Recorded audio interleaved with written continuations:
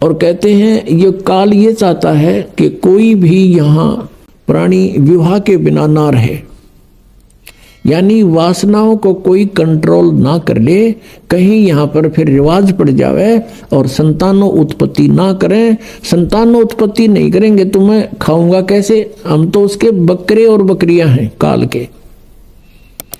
इसलिए उसका पूर्ण प्रयत्न रहता है, भरसक प्रयत्न रहता है कि कोई भी प्राणी वासना रहित ना हो जाए। अब उसने क्या किया, कामदेव को एक पुरुष रूप तैयार करके वहां भेज दिया। अपना आत्मा जैसे ऑल आउट होती है, ऑल आउट को कहीं लगा दिया जाओ घर के कमरे किसी कक्ष में, तो वहां मच्छर चक्कर काटना शुरू कर देते हैं, उसके ऐसे डगमगा जाते हैं, गिरने लग जाते हैं, उनके बस की बात नहीं होती।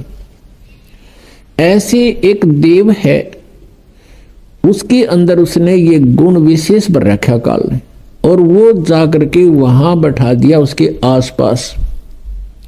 तो उसके कारण भी भगवान शिव जी में कोई अंतर नहीं हुआ, वो तप करता ही रहा। फिर उसने कामदेव ने अपनी पत्नी, उसका नाम रति है, उसको भेजा। वो बहुत खूबसूरत है, भगवान शिव के सामने डांस करने लगी। उसने सारा कुछ कर लिया, भगवान शिव पर कोई असर नहीं हुआ। और यहां तक कहते हैं कि भगवान शिव ने अपना तीसरा नेत्र खोल के और कामदेव को वहां नाश कर दिया, भस्म कर दिया।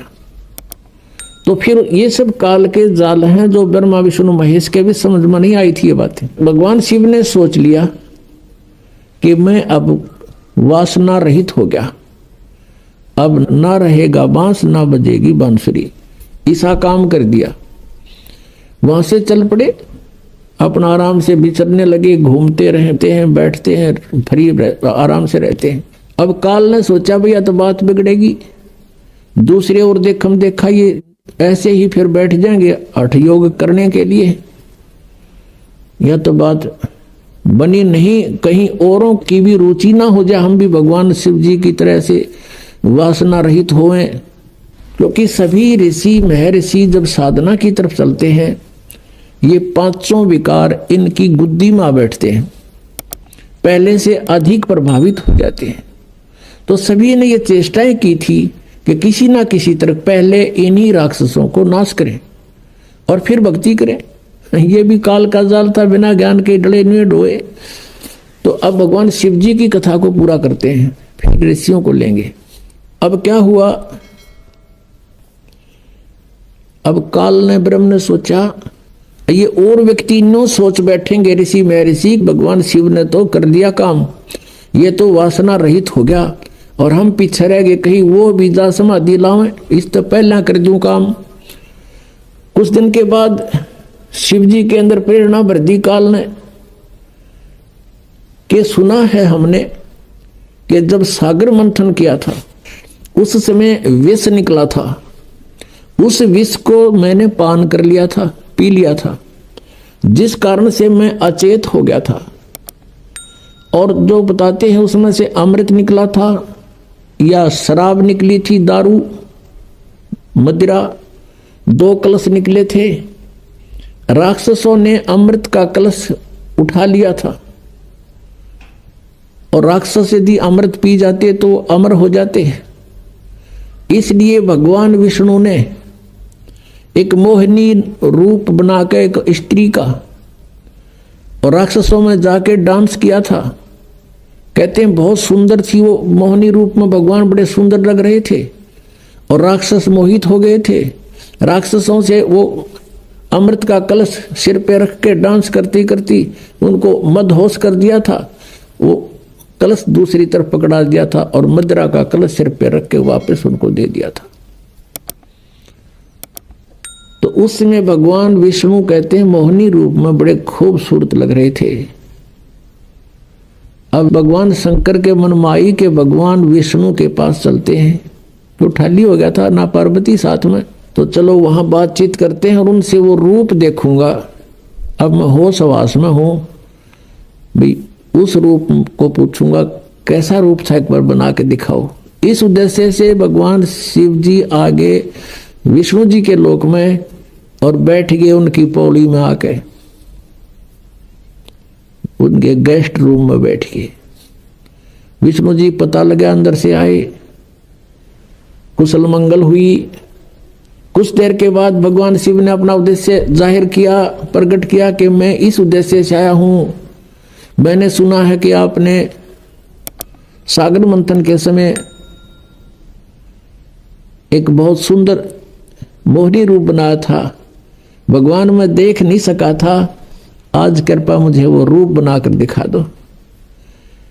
भगवान विष्णु हंसने लगे कि हे भोलेनाथ, वो तो कोई सर्कमस्टांस थे और जब वो बनाना पड़ गया, ये बताओ नहीं रूप बनाऊं, कोई बात हुई या मुझे शर्म लगेगी। अब भगवान शिव जी कहने लगे कि जब तक आप मुझे वो रूप बनाकर नहीं दिखाओगे तब तक मैं यहां से नहीं जाता। मैं तो ये बैठ गया और बैठ गया उनके द्वार का आगे पार्क में, बगीची में हठ योग करके। भगवान विष्णु ने सोचा कि 88,000 वर्ष तक ये उड़ा बैठ का आ गए, अरे भी इसने चिमटा गाड़ दिया, ये उठे नहीं। इससे पीछा छुटवाने के लिए भगवान विष्णु ने कहा, वहां तो उनसे कहा कि नहीं ऐसा नहीं हुआ करता, ये मुझे शर्म आती है, मैं नहीं ऐसा कर सकता। यूं कह के अपने घर में अंदर चले गए महल में। वहां से अंतर ध्यान हो गए और उसी बाग में, सामने भगवान विष्णु का बाग था उस रेस्टोरेंट का, उसमें कुछ दूरी पर एक सुंदर लड़की का रूप धारण कर लिया।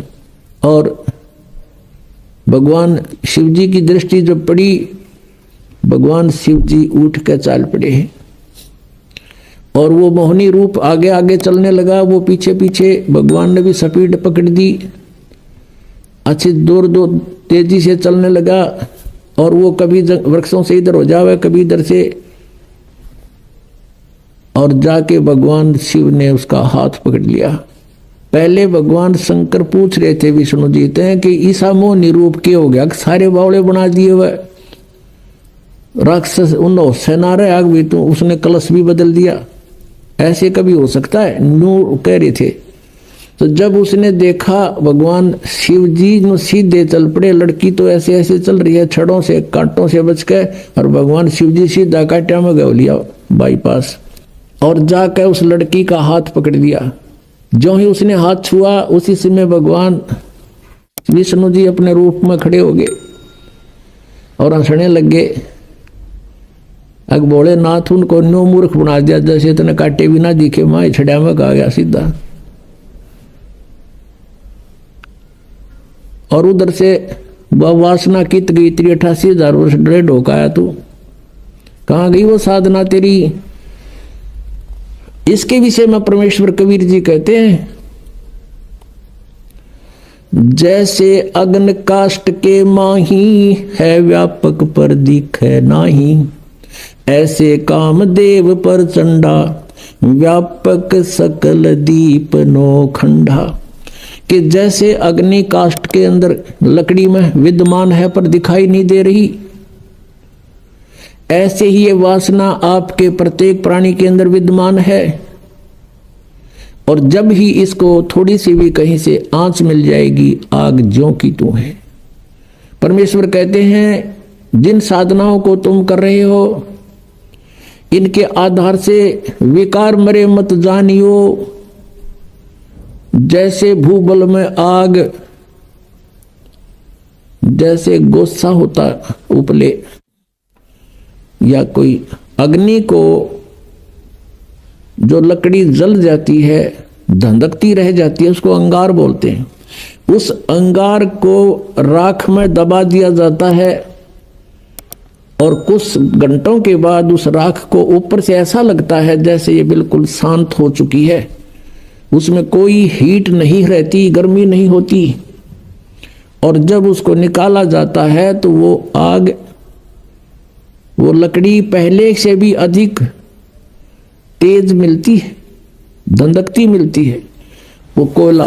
तो यहां परमात्मा कहते हैं, जो साधनाएं तुम करते हो ये व्यर्थ प्रयत्न डले ढो रहे हो, विकार मरे मत जानियो, जो भूबड़ में आग।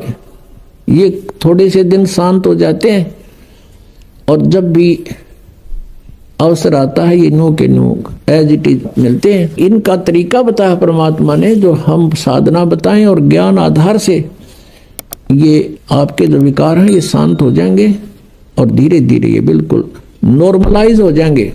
खत्म नहीं होते लेकिन नॉर्मलाइज हो जाएंगे और ज्ञान के रस्से से ये बांध दिए जाएंगे, फिर ये हिल नहीं सकते। अब कितना ही शरारती पशु है, उसने अच्छा करड़ा बांध दिया, मोटे रस्से थे, वो करें जाएगा फू फू, अपनी थोड़ी बहुत रेंज होती है उसकी, तो वो हानि नहीं कर सकता। ऐसे ये परमात्मा के ज्ञान से और इस भक्ति की शक्ति से ये ऐसे कंडम हो जाएंगे। ये बकवास करेगा, मन की आदत है, क्योंकि किस ब्रह्मांड का स्वामी है, लेकिन इस ज्ञान रूपी रस्से ये इतना तगड़ा बांध दिया जाता है, ये अपनी मर्यादा को लांघ नहीं सकेगा।